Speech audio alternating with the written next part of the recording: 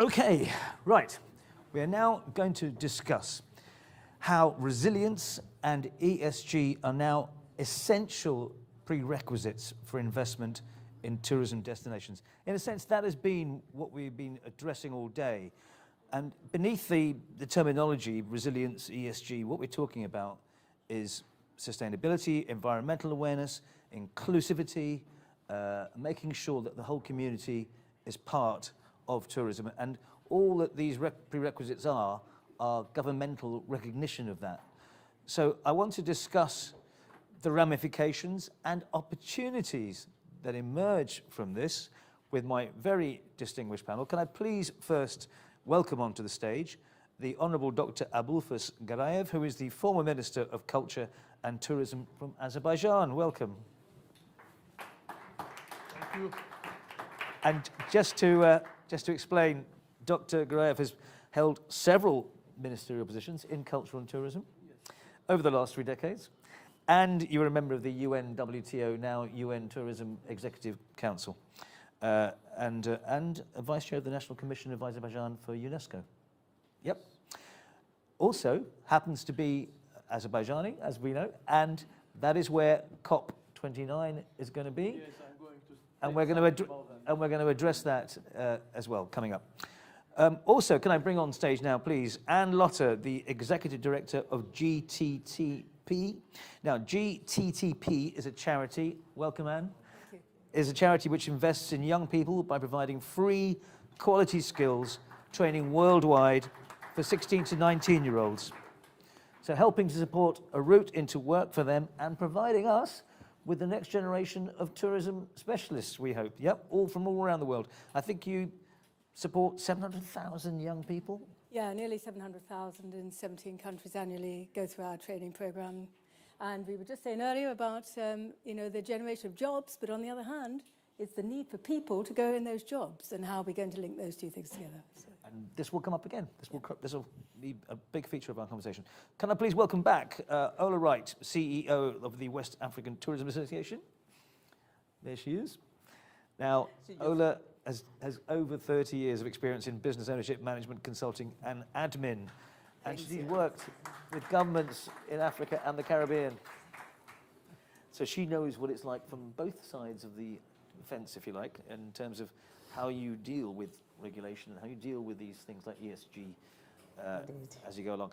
And I'd like, finally, because we know that Edmund Bartlett has had to go, can I please welcome, very warm welcome, to Cuthbert Ncube, who is the current Executive Chairman of the African Tourism Board. He was the Regional Vice President of the UN WTO, as it was called then. Welcome, Cuthbert. Okay, so let's just kind of reflect a second here. How has it changed so much over recent years from ESG, or the desire to, the need to be resilient and sustainable? How has it changed from being desirable to a must-have to attract investment? I'm going to start with you, Cuthbert, on that one, if you don't mind. The microphone, you're not mic'd up. No. Sorry.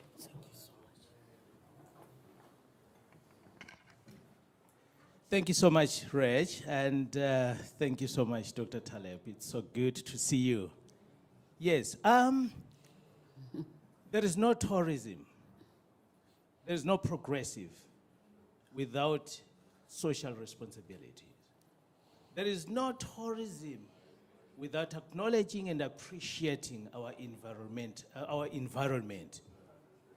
I think I would allude with the Minister of Tourism from Malawi, who has passionately, indeed, that's where the governance comes in place. To say for us to succeed, we need all strategic partners to join hands together and move together. I was so excited. It's unfortunate that we have actually viewed Africa with a negative eye. There is so much that we need to celebrate today. The reason why we have our ministers and our partners here is to come and magnify what Africa is all about. I believe totally, I'm convicted that there is no other continent that can come closer to Africa. Also acknowledging the efforts that the ITIC have done to say, Asia, Europe, come with your excess monies. There is a destination where you need to go and invest. Hence the discussion this afternoon. Africa, we are open for business. And as I'm saying that, I really appreciate where the government of Malawi, actually Peter Greenberg, indicated that when you're in the United States, you talk about, Malawi is an unknown destination. But guess what?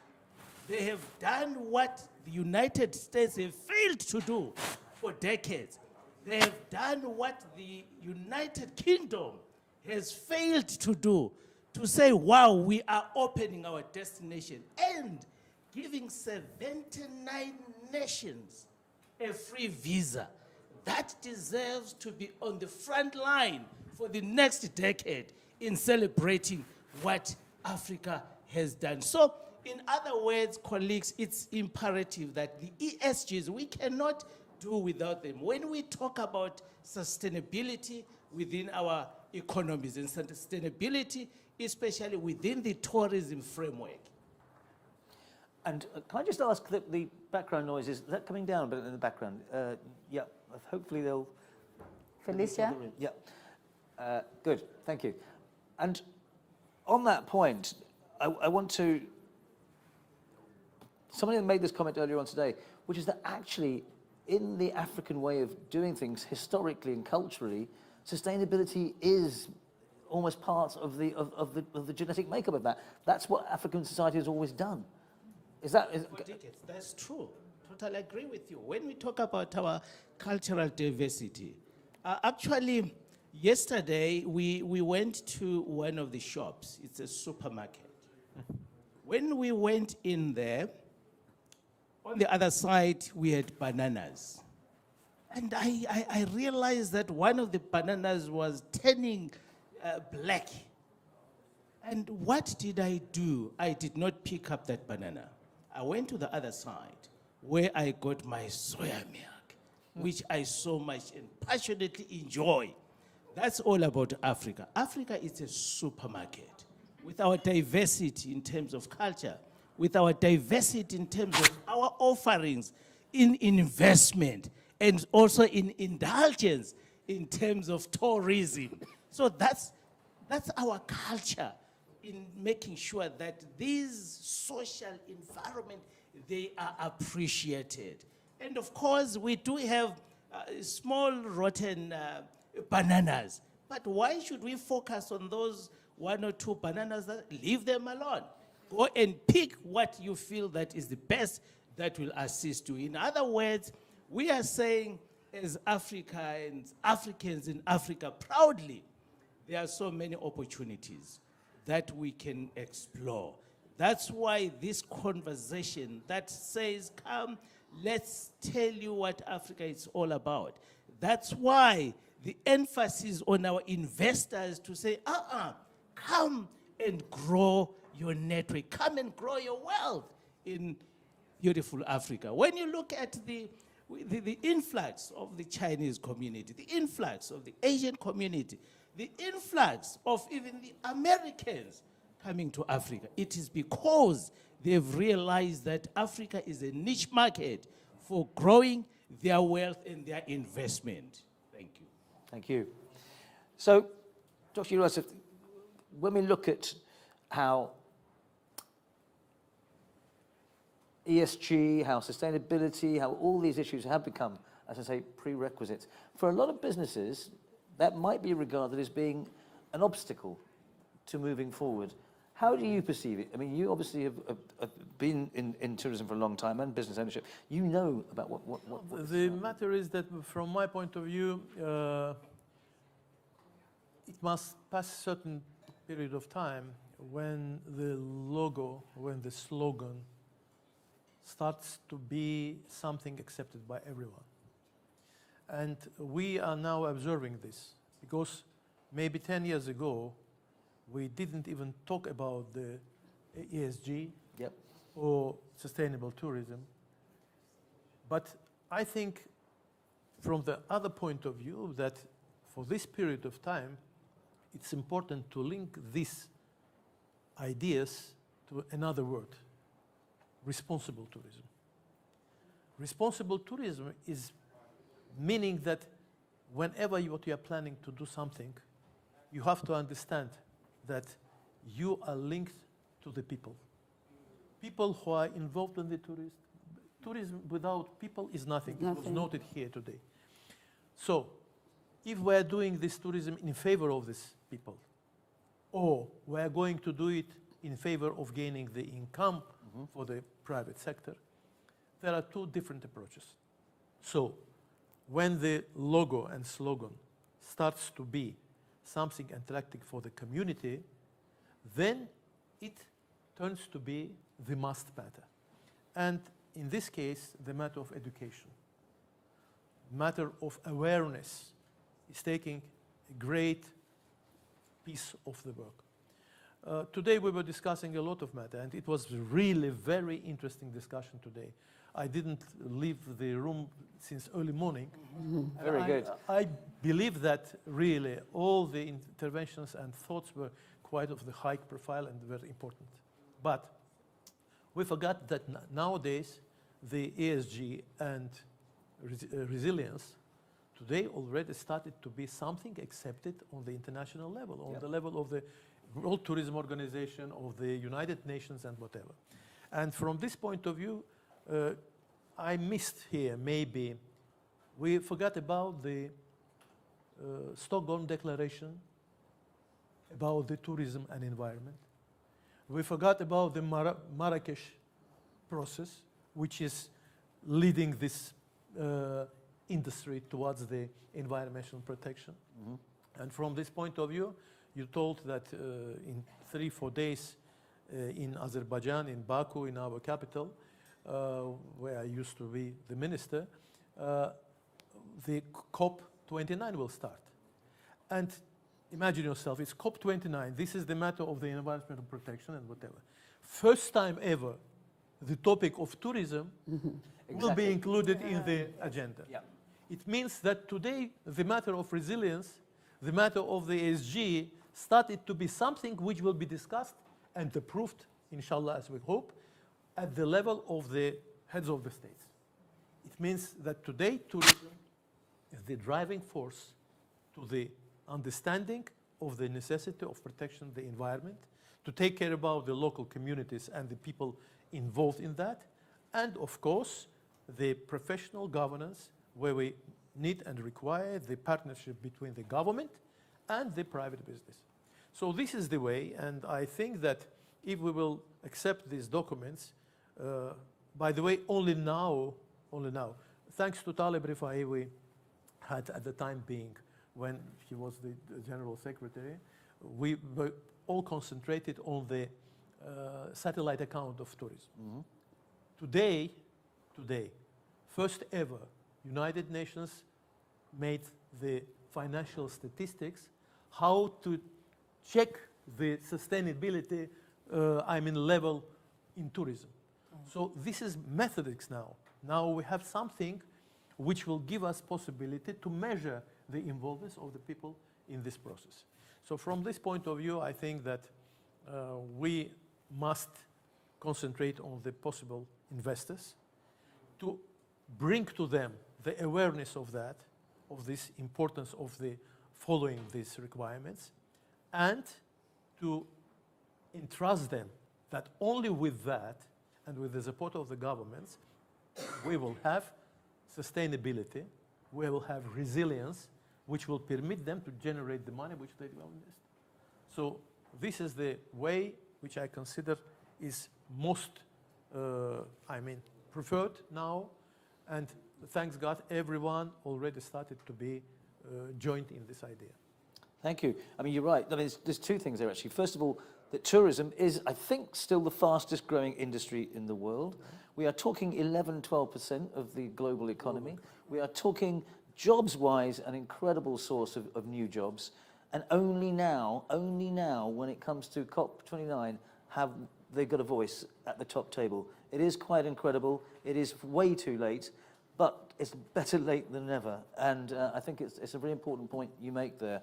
I think the second point is that it actually is an opportunity for so many different sectors, because tourism links so many different sectors, doesn't it? And of course, we forgot, we are usually forgetting the another very positive side of the tourism, like an industry. Again, the factor of the personality, people.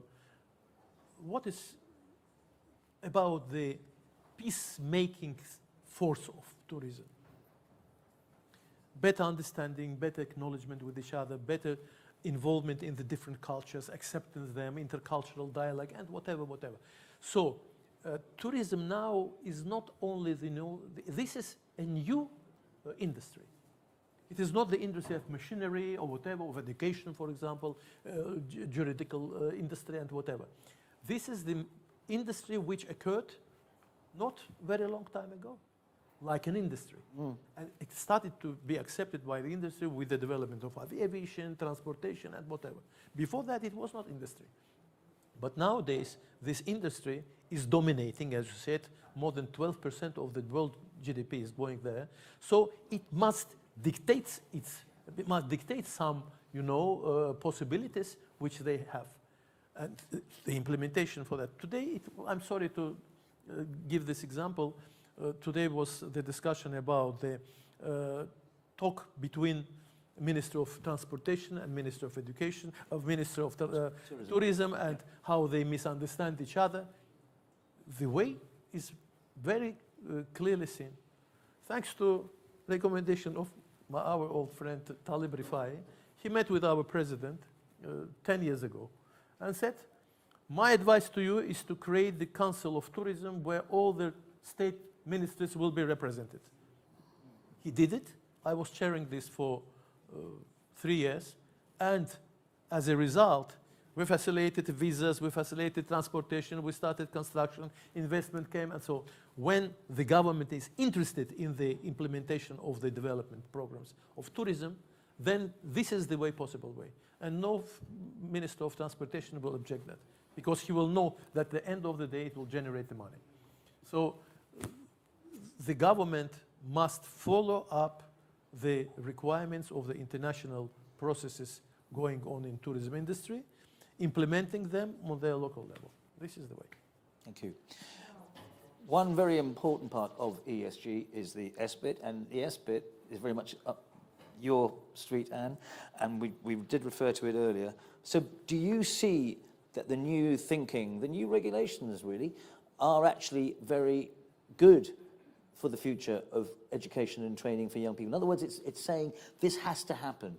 This has to be an essential ingredient of what goes on in the future. Yes, I think it is important. And I think if I stand in the shoes of our young people we teach at the moment, so our average age is between 16 and 19, they will say to me, we check this out before we make our decisions, where we're going to travel, where we're going to stay, why we're going to go there. So if you look at it from an industry point of view, it's really valuable to have that built into your educational system. But if you look at it from the young person's point of view, they want to see that as well. They want to know that the social side has been protected and looked after. And I think that feeds into how we look after the communities. If you're investing in a community, how are you doing that? Are you working with the local people? Are you developing their skills? Are you developing their training? Are you giving them the opportunity? And what about, as you said, the cultural side of things? Have you considered how that cultural side of that community will manifest? And education becomes a vital tool, I think, in ensuring that those young people have the tools they need to engage in the industry at a local level. And that partnership is there. That public-private partnership is so important. We work with governments to deliver our education in schools, but we also work with our key stakeholders, our global businesses, because you at the global business level can say, yes, I'll take you students, I'll give you the opportunities, I'll give you the you know, the internships, the work experience, the other things that you need in order to develop and join our industry. I heard Julia Simpson only last week, the president and CEO of the World Travel and Tourism Council, say we're going to generate another 375 million jobs in this industry. Where are the people going to come from? You know, we need to be working with governments globally to embed education in school. And I'll give you an example of that. We work in South Africa. Our program is in every school in South Africa at high school level. So we're engaging young people to think about the industry at a much earlier point in their career choice decision. And I speak to any general manager of a hotel in South Africa, I say to him, do you have an issue finding young people to work in your hotels? No. Maybe there's something in that. Maybe if we do educate at a younger age, we open those doors. We know this industry is a very complex ecosystem, you know, and we understand it, perhaps to some extent, greater or lesser, but a young person has no knowledge of this. And so it's up to us to give them those pathways, those career pathways, to show them. Because without those young people coming into the industry won't thrive. We need to make those links, and we have to work together cooperatively to find that solution. The perception issue about the industry was raised earlier on. Do you think that's changing? Do you think there is a room for that to change, that people will want to enter into this industry for good reasons? Well, I do think it's up to us as educators and communicators to really show that way, what this industry is all about. I'll give you another example. I was in India and I asked students, you know, who would like to be an engineer, a doctor, all of them. I said, who would like to be an engineer in travel and tourism? Oh, is there such a thing? Yes, there is. You know, and it's about us saying to them, these are the pathways, these are the routes you can take. And there is still a huge road to travel to make that happen. But we need to be able to communicate that clearly and, you know, through our education systems and earlier in that education process. And the earlier we can capture that, the better.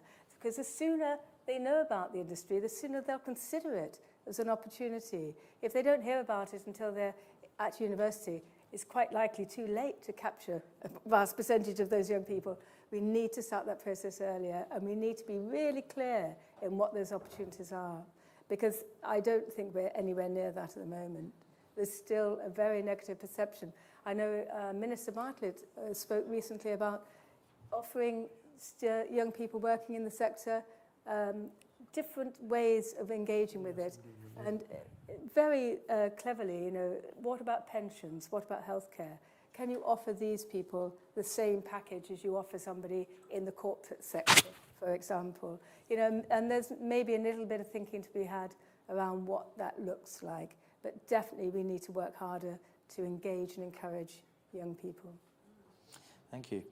All right, this new emphasis on ESG, on resilience, can you see it, again, as being both a recognition of community and the importance of community involvement in future tourism projects? That is now ingrained in a way with the ESG policy, isn't it? Again, opportunities here, right? Great, yeah. Yeah. You know, funny enough, I think at the beginning I had a different, you know, trail of thoughts. Then I've been listening to, you know, all the panelists, and again, I'm kind of like just, you know, thinking a little different. Well, and I'm thinking to myself, we like to give big names. We like to, I mean, make something big and kind of like, you know, really, you know, making a mountain out of a molehill. If you want to know really how this is relevant and important and practiced authentically, you need to come to Africa. You need to come to, it's I mean, as simple as, you need to come to Africa, because this is what we do naturally. I mean, a lot of people talk about, all of a sudden, the community, everybody's not realizing and understanding that we need the community to get things done, and we're all, you know, making, you know, so much noise. about sustainable tourism and all, but this is what we do on a daily basis. This is what Africa is. If you want to know how to live harmoniously with animals and treat animals' rights and let them, thrive in their natural environments, etc., this is what we do. So it's really, in the West, that they need to be educated. Yep, fair point. Yep, yeah. Yeah, true. So, so really, we do it normally. We know, most of our tourism as well is, culture, it's heritage, it's wildlife. Traditions of the country. Yes, traditions, yes. Well, yeah. But then again, what our products are is what people have been brought up in a natural way. So a lot of people pay a lot of money to come and see wildlife. Mm-hmm.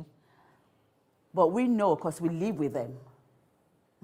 Do you understand? We live with them, so we know how to handle them and recognize that, that drill or that monkey, yes, it's great and all, but it's a wild animal. So you need to know where to, draw the boundary. We know that, yes, our community, that people pay, we want to, see this and how people live in the natural environment, etc. But that is our community. Yep. So we practice this in an authentic way, and I think I need to use the word authentic. But it is extremely important, and I think really it goes again back to mindset.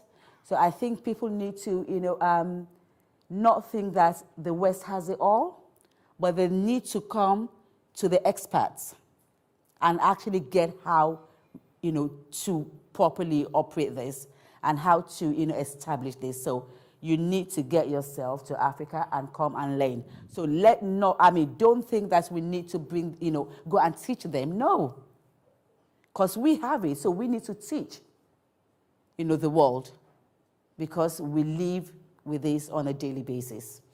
And surely the theme of this conference has been, yes, you talk about education of the West. It's investors particularly who are being educated in a sense by these new rules, by these new emphases on sustainability. They're the ones who are then going, okay, well, we will then invest money in Africa and learn in a way, which is what you're suggesting, mm-hmm. learn from their way of life, your way of life, in how to preserve and enjoy and cherish that environment and that community. That's right. And that is what is changing. May I interfere? Yes. The matter is that I think that we're talking a little bit from different points of view. Mm. We highly respect and we usually support and we count on the local communities, which protect their heritage, they protect their traditions, and they by their nature know how to do and how to provide hospitality. But if we're talking about the tourism like an industry, industry must be guided by the educated people. People who knows how to do it, how to put it, and how to manage it. One of the points of the ESG is the governance. Governance requires the knowledge of the industry. 100% that the professionals in tourism must know all the peculiarities of the local community, of the place where they're going to develop. But at the same time, they must know a lot of things connected with the modern technologies, modern vision of the industrial development, and so on and so on. So this is the matter of the coexistence. Yeah. At the end of the day, the professionals at the local level will be not less experienced than those who will guide them from the international experience. Yeah. And vice versa. Yeah, and that is absolutely true. Yeah. Well, now, my organization, we recently launched the West Africa Ecotourism Network, WATO, which ecotourism has a lot to do with local communities. But what we find out, and we table matters, to industry experts. Let's come together and reason together, and let's see how best to take things forward. But often, people, now you talk about investors. An investor may think, okay, yes, there's plenty of opportunities in Africa. So I talk about Africa because that's where I operate. There's a lot of opportunities in Africa, etc., but always have a mindset of we're going to take, having an umbrella approach. And this is what I always tell people. You cannot have that. You cannot do that, because how it works in the UK is how is different from how it works in Nigeria. But oftentimes, and this is where we're having issues. And so we see, global organizations investing billions of dollars in projects, but yet has, next to nothing impact. Someone called me once and said, oh, Ola, this organization have been doing this, and they've been spending this amount of money, and they've done this and done that. But what do they, we can't see anything. So there's a lot also, there's a lot of abandoned projects because you do not have the know-how. Yet you're pumping a lot of money in it, but you cannot see it through. And this is where the local community comes in. So you need to engage those people. And before you actually get onto a project, communicate with them. Let them be the lead. We talked about, community-based and community-led, tourism. A lot of people practice community-based tourism. You're going and you're doing projects, working with the community, but the community are not leading the projects. So if the community are not leading the projects, you want to give me, something. If you want to give me a gift, it's really pointless giving me something that I detest, that I will not like, or that I cannot, handle. It's pointless. It's pointless giving me a car if I can't drive. So you need to give me something that is meaningful. So community need to lead. So investors need to understand that, there's nothing like an umbrella approach. What works in the United States will not work in South Africa. So that understanding needs to be there. And that, I'm going to let you, but that expertise that you were talking about, that you obviously need in terms from governance level, yes, in terms of institute, it's the way that's done as well, I think, that's important. It can't be seen as being top down, can it? It can't be seen as being imposed. It is usually when you are preparing some project for the development of the region or the whatever, you have to count on the local community, local traditions, local culture, environment, and potential of the human resource. A lot of conditions which will make this project successful or not. But again, I'm talking about the necessity of the combination of the joint activity in this case. We had an example, for example, in 2009, we're a southern country, we're also a very warm country, but we have mountains. We never had ski resort. But we checked with the local community. They said, yes, we have a lot of snow in the winter. Maybe we'll do something. Now all locals are working there. The biggest ski resort in the Caucasus is now there. So, this is 100% true approach. Local community must accept it, must be interested in that, in generating the working places, to give their impact to that, with the help and assistance through education and the international expertise. This is the way. Yeah. You just wrapped it up there. Yeah. Perfect. Cuthbert, a final point to you, because I know it's now nearly 6 o'clock and we have to call it a day at 6 o'clock. Cuthbert, your last point. Thank you so much. Africa is part of the global community. It's not an isolated continent. Imagine a beautiful wife, a four-cornered house. Every morning she wakes up, she sweeps the house, But instead of throwing away the garbage, she just sweeps it at the corner of the house. She does that for 2 months, 3 months, 6 months. At the end of 6 months, the whole house becomes something else. It is because you are shifting a challenge from one corner to another corner. Why I say Africa is part of the global community? We are actually advocating for a total ban of vehicles that are being actually shipped to Africa from Japan and from the United Kingdom, by the way. Because these are tools that have reached their lifespan. And now we don't have a dumping space for them. We dump them in Africa. For the first time in South Africa, we had snow that affected almost 24 hours. People were stranded on the road because of the snow. That is being caused by climate change. We are sitting on a time bomb where we need the inclusion and the participating of all the strategic partners within the tourism space. Tourism, I would totally agree with my honorable that it's an umbrella. It's umbrella because the lady from Ukraine, she was saying, look, I mean, the borders have closed, we don't have flights coming in, but now we are appreciating our domestic participation. That's the community-based tourism. That is happening in every corner. So what we need to do, colleagues, especially with so much passion towards Africa, we are saying our doors are wide open.